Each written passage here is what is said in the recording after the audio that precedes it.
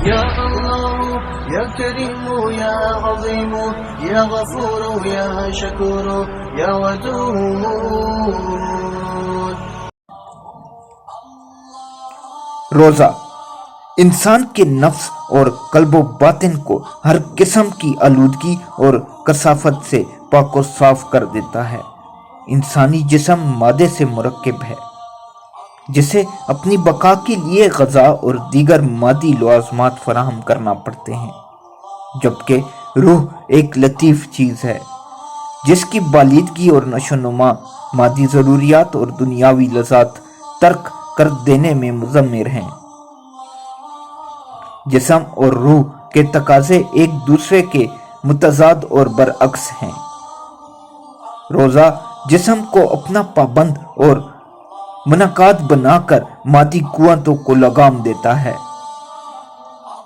جس سے روح لطیف تر اور قوی تر ہوتی چلی جاتی ہے۔ جوں جوں روزے کی بدولت بندہ خواہشات نفسانی کے چنگل سے رستگاری حاصل کرتا ہے، اس کی روح غالب و توانا اور جسم مغلوب ہو جاتا ہے۔ روح اور جسم کا تعلق پرندے اور قفس کا سا ہے۔ جیسے ہی کف سے جسم کا کوئی گوشہ واہ ہوتا ہے، روح کا پرندہ مائل بپرواز ہو کر موقع پاتے ہی جسم کی بندشوں سے آزاد ہو جاتا ہے۔ مسلسل روزے کے عمل اور مجاہدے سے تزکیہ نفس کا عمل تیز تر ہونے لگتا ہے، جس کی وجہ سے روح کی کثافتوں سے پاک ہو کر پہلے سے کہیں لطیف تر اور قوی تر ہو جاتا ہے،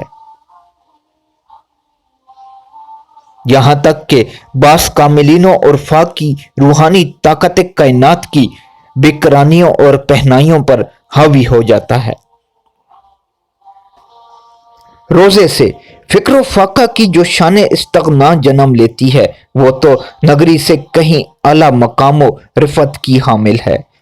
شیخ سعدی رحمۃ اللہ علیہ نے کیا خوب فرمایا ہے: اندرو استعام خالی دار تادراں نور معرفت بینی، یعنی اپنے آپ کو خالی رکھ تاکہ تیرے اندر معرفت کا نور آئے۔ الغرض نفس امارہ انسان کو برائی پر اکساتا ہے، جیسا کہ اللہ تعالیٰ نے قرآن مجید میں سورہ یوسف میں ارشاد فرمایا ہے: بے شک نفس تو برائی کا بہت ہی حکم دینے والا ہے، یعنی نفس میں برائیوں کی طرف اکسانے والا مادہ ودیت کر دیا گیا ہے جو ہمہ وقت اسے برائیوں اور خرابیوں پر ابھارتا ہے۔ لیکن نفس کی راہ میں رب رحیم کی کرم فرمائی حائل ہے کہ جس انسان پر اللہ نے رحم فرما دیا نفس کی آفات سے محفوظ ہو گیا۔ نفس امارہ کو قابو میں رکھنے کا ایک طریقہ یہ ہے کہ بعض اوقات اپنے نفس کو جائز اور حلال خواہشاتوں سے بھی روکیں تاکہ ناجائز اور حرام کی طرف میلان کی جرأت و ہمت ہی نہ کر سکے۔ اس کا اثر یہ ہوگا کہ اس تربیت سے اس کی عادت بھی بدل جائے گی اور بری باتوں کی طرف اس کا دھیان ہی نہیں جائے گا۔ پس جب اس تربیت کے لیے اللہ تعالیٰ نے ہمیں رمضان المبارک کا مہینہ عطا کیا ہے